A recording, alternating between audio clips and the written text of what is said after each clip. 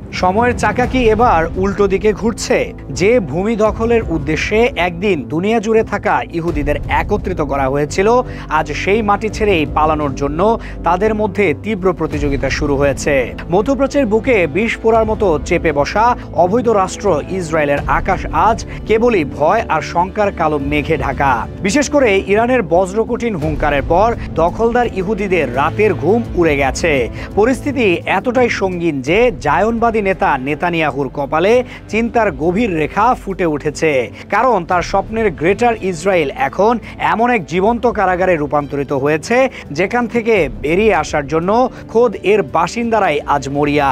ফিলিস্তিনিদের রক্ত আর অশ্রুর বন্যায় গড়া এই অবৈধ রাষ্ট্র তার প্রতিষ্ঠার পর থেকে এমন অস্তিত্বের সংকটের মুখে আর কখনো পড়েনি।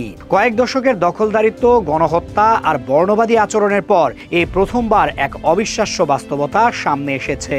সেই বাস্তবতা বলছে ইসরায়েলে নতুন করে বসতি গড়তে আসা ইহুদির চেয়ে ইসরায়েল ছেড়ে পালানো ইহুদির সংখ্যা অনেক বেশি, যারা তাদের সামরিক আর প্রযুক্তিগত দম্ভ দিয়ে একসময় গোটা বিশ্বকে কাঁপিয়ে দিত। আজ তারাই নিজেদের প্রাণ বাঁচাতে ভিন দেশে আশ্রয়ের জন্য পাগলের মতো ছুটে বেড়াচ্ছে। বিগত 2 বছর ধরে গাজায় যে পাশবিকতা চালানো হচ্ছে তা মানব সভ্যতার ইতিহাসে এক কলঙ্কজনক অধ্যায়। জালিম ইসরায়েলি বাহিনী পুরো একটি জনপদকে অবরুদ্ধ করে রেখেছে। এমনকি ক্ষুধার্ত মানুষ যখন সামান্য খাবারের জন্য ত্রাণের লাইনে অপেক্ষা করছে, তখনও তাদের উপর নির্মমভাবে গুলি চালানো হচ্ছে। কিন্তু ফিলিস্তিনিদের অটল মনোভাব আর ইমানি দৃঢ়তা দেখুন। এত কিছুর পরেও তারা নিজেদের জন্মভূমিকে দাঁতে দাঁত চেপে আঁকড়ে ধরে আছে। এক চুল জমিও ছাড়তে তারা প্রস্তুত নয়। অপরদিকে যারা তাদের ভূমি কেড়ে নিয়েছিল, সেই দখলদার ইসরায়েলেরা বিপদের সামান্যতম ইঙ্গিত পেতেই লেজ গুটিয়ে পালাচ্ছে। ইসরায়েলি নাগরিক, বিশেষত যাদের দ্বৈত নাগরিকত্ব আছে, তারা এখন যে কোনো উপায়ে এই ভূখণ্ড ত্যাগ করতে চায়। তেল আবিবের বেন গুরিয়ন এয়ারপোর্টে কান পাতলেই ভেসে আসছে হাজারো মানুষের আর্তনাদ আর চরম হতাশার সুর। ঠিক যেভাবে 1948 সালে ইউরোপ ও রাশিয়া থেকে নৌকায় চেপে ফিলিস্তিনিদের বিতাড়িত করে তারা এখানে এসেছিল, ঠিক তার বিপরীত পথে অর্থাৎ আকাশ পথে তারা এখন ইউরোপ আমেরিকার দিকে পালাতে চাইছে। বিভিন্ন এয়ারলাইন্স বিশেষ ফ্লাইটের ব্যবস্থা করতে চাইলেও খোদ নেতানিয়াহু প্রশাসনই তাতে বাধা দিচ্ছে। কারণ নেতানিয়াহু বিলক্ষণ জানেন, সাধারণ মানুষ একবার পালাতে শুরু করলে তার সাজানো এই তাসের ঘর এক মুহূর্তেই ধসে পড়বে। কিন্তু সাধারণ ইহুদিরা আর নেতানিয়াহুর অন্তঃসারশূন্য প্রতিশ্রুতিতে আস্থা রাখতে পারছে না। তাদের প্রতিটি মুহূর্ত এখন তীব্র শঙ্কার মধ্যে কাটছে। যখন তখন বেজে উঠছে বিপদ সংকেত বা সাইরেন, আর সেই শব্দ কানে আসা মাত্রই প্রাণ বাঁচানোর তাগিদে তাদের ছুটতে হচ্ছে মাটির নিচের বাংকার বা সুরঙ্গে। এই অসহনীয় জীবন থেকে মুক্তি পেতে তারা এখন ফিলিস্তিনিদের কাছ থেকে কেড়ে নেওয়া ঘরবাড়ি, সম্পত্তি সবকিছু পেছনে ফেলে একটি নিরাপদ ঠিকানার সন্ধানে ব্যস্ত। তবে এই গণদেশ ত্যাগের স্রোত যে কেবল ইরানের সাম্প্রতিক হুমকির ফল, এমনটা ভাবলে ভুল হবে। এটি একটি দীর্ঘমেয়াদী প্রক্রিয়ারই ফসল। হিব্রু ইউনিভার্সিটির জনসংখ্যা বিশেষজ্ঞ সার্জিও ডেলা পারগোলার মতো গবেষকরা বহু আগেই এই বিষয়ে সতর্কবাণী উচ্চারণ করেছিলেন। তারা দেখিয়েছিলেন ইসরায়েল থেকে একটি নীরব গণদেশ ত্যাগ বা ম্যাস এক্সোডাস চলছে। তাদের গবেষণা মতে ইসরায়েল যে একটি টেকসই রাষ্ট্র নয় এবং এর পতন অবশ্যম্ভাবী, এই গভীর শঙ্কা বহু বছর ধরেই সেখানকার ইহুদিদের তাড়া করে ফিরছিল। সাম্প্রতিক সংঘাত শুরুর পর সরকারি হিসাবেই প্রায় 82,000 মানুষ ইসরায়েল ত্যাগ করেছে। তবে বেসরকারি সূত্রের তথ্য মতে এই সংখ্যা 5 লাখের কাছাকাছি, যা এক কথায় অবিশ্বাস্য। এর পেছনের কারণগুলো অত্যন্ত পরিষ্কার। ইসরায়েলের সমাজ ও রাজনীতিতে যে ক্ষয় ধরেছে তা আর কোনো গোপন বিষয় নয়। দুর্নীতি, অভ্যন্তরীণ কোন্দল আর চরম নিরাপত্তাহীনতার কারণে সাধারণ মানুষ তাদের ভবিষ্যৎ নিয়ে ভীষণভাবে চিন্তিত। ফলে তারা তাদের পরবর্তী প্রজন্মের জন্য একটি নিরাপদ জীবন খুঁজে নিতে যুক্তরাষ্ট্র, কানাডা বা ইউরোপের বিভিন্ন দেশে পাড়ি জমাচ্ছে। এমনকি যে ফরাসি ইহুদিদের নানা প্রলোভনে ইসরায়েলে আনা হয়েছিল, তারাও এখন দলে দলে ফ্রান্সে ফিরছে। জায়নবাদী সংস্থাগুলো কোটি কোটি ডলার ব্যয় করেও এই স্রোত আটকাতে পারছে না। এই জনস্রোত রুখতে নেতানিয়াহুর স্বৈরাচারী সরকার এখন আরও বেপরোয়া। সম্প্রতি এক অদ্ভুত আইন জারি জারি করা হয়েছে, যেখানে বলা হচ্ছে কোনো ইসরায়েলি নাগরিক দেশ ত্যাগ করতে চাইলে তাকে একটি সরকারি কমিটির কাছ থেকে ছাড়পত্র নিতে হবে। এমনকি বিমান সংস্থাগুলোকেও টিকিট বিক্রি না করার জন্য নির্দেশ দেওয়া হয়েছিল।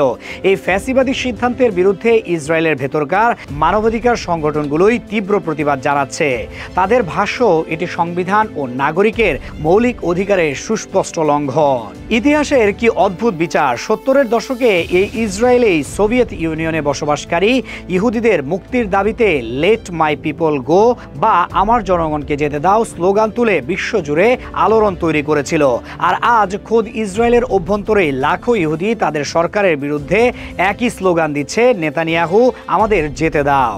ইসরায়েলিদের এই ভয় আর শঙ্কার আগুনে নতুন করে ঘি ঢেলেছে ইরানের একটি ভয়ঙ্কর পদক্ষেপ। ইরানের সর্বোচ্চ নেতা আয়াতুল্লাহ আলী খামেনি সম্প্রতি দেশের ক্ষেপণাস্ত্র কর্মসূচির ওপর থেকে সকল সীমাবদ্ধতা তুলে নেওয়ার ফরমান জারি করেছেন। এর সহজ অর্থ হলো, ইরান এখন আর কোনো নির্দিষ্ট পাল্লার মধ্যে নিজেদের আবদ্ধ রাখবে না। তারা ইচ্ছে করলে এখন আন্তঃমহাদেশীয় ক্ষেপণাস্ত্র বা ইন্টারকন্টিনেন্টাল ব্যালিস্টিক মিসাইল তৈরি করতে সক্ষম হবে।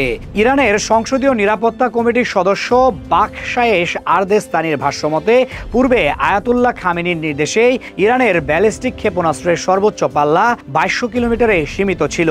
এই পাল্লার মধ্যেই মধ্যপ্রাচ্যে অবস্থিত সমস্ত ইসরায়েলি ও মার্কিন সামরিক ঘাঁটি ইরানের আওতায় ছিল।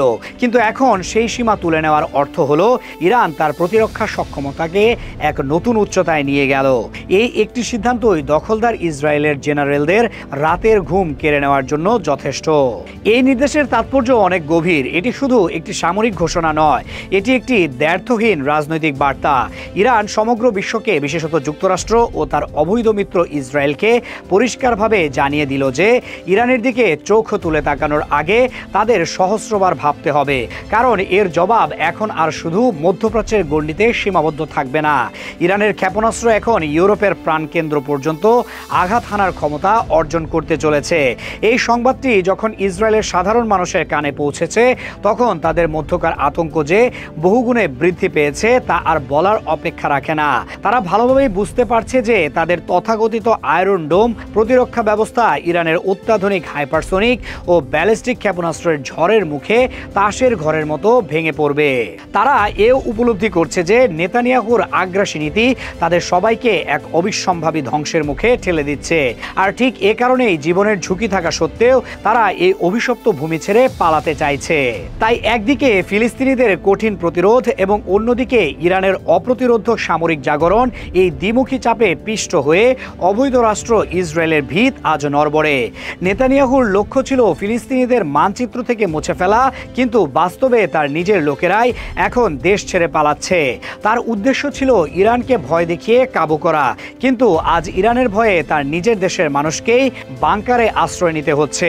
ইতিহাসের ন্যায় বিচার হয়তো এভাবেই আসে, যে উদ্যত আর অহমিকা নিয়ে জায়নবাদী প্রকল্পের সূচনা হয়েছিল, আজ তা নিজের পাপের ভারেই পতনের অপেক্ষায় রয়েছে। আর এই ধ্বংসযাত্রা হয়তো আর কারো পক্ষেই থামানো সম্ভব নয়।